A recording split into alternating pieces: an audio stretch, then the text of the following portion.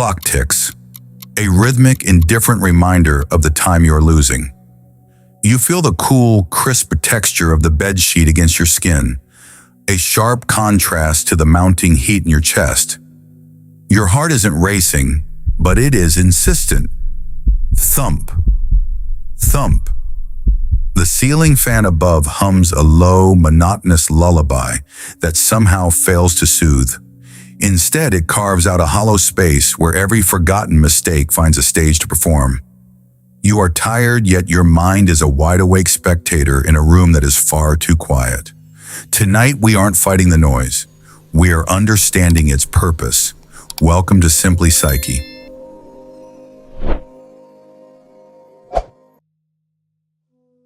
In the world of neuroscience, this late-night chaos has a name: the Default Mode Network, or DMN. Think of it as your brain's background processing unit. During the day, your focus is pulled outward by emails, conversations, and tasks. But the moment you lay down and the external world vanishes, the DMN switches on. It begins to scan your past, evaluate your social standing, and predict potential threats. For the overthinker, this network doesn't just scan, it hyper-focuses, searching for any glitch in your life that might compromise your safety. From an evolutionary perspective, this was once a survival gift. Thousands of years ago, the silence of the night was the most dangerous time for our ancestors. A rustle in the grass could mean a predator. Your brain learned that silence equals vulnerability, so it stays awake to protect you. With that discomfort you feel in your chest, it isn't anxiety in the way society defines it. It is a biological sentinel. You are not failing at resting. Your survival brain is simply working overtime on a security detail that no longer fits the modern world. You are biologically programmed to be alert when the world goes quiet. To master the silence, you must look at your mind as a mind palace, and within it lives the night shift security guard. He is a part of you, diligent, loyal, and incredibly paranoid. While you are trying to surrender to sleep, he is walking the long, dark corridors outside your bedroom with a flashlight. He stops at every door. He stops at the door labeled social mistakes, checking the lock on that awkward comment you made 3 years ago. He moves to the door marked future security, rattling the handle to see if you are prepared for next month's challenges.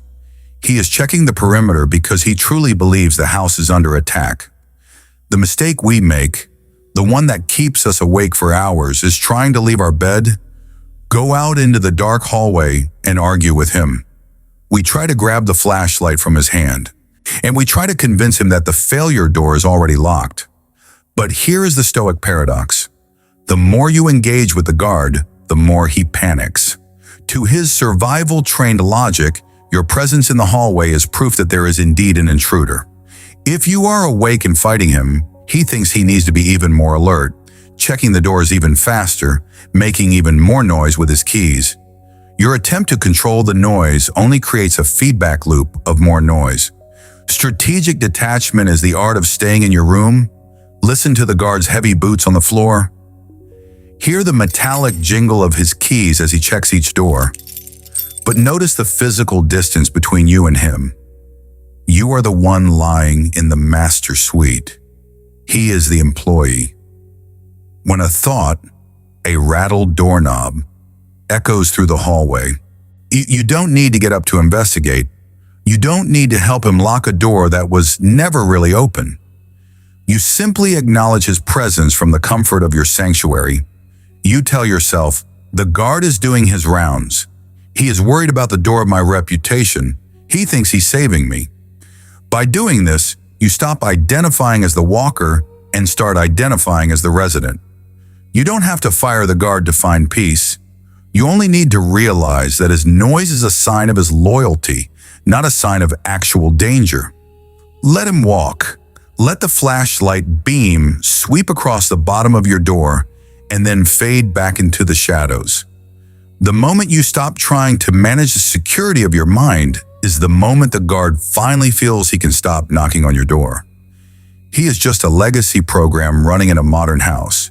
And he belongs in the hallway. You belong in the stillness.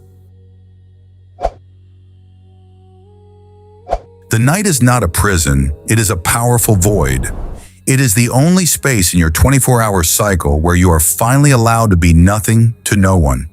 Your brain will continue its night shift because it is designed to love you enough to keep you alert. It is a biological machine doing exactly what it was built to do.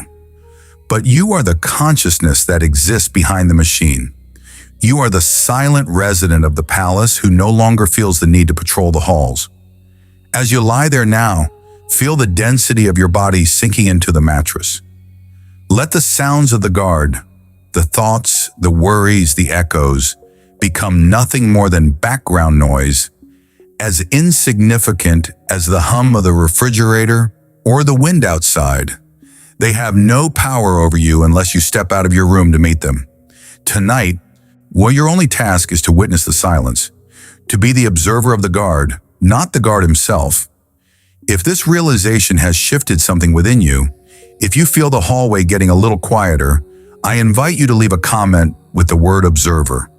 It is a psychological contract you are signing with yourself, a signal to your brain that you are stepping back into your sanctuary and letting the guard finish his shift alone.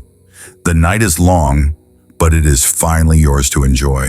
Stay curious, stay simply Psyche,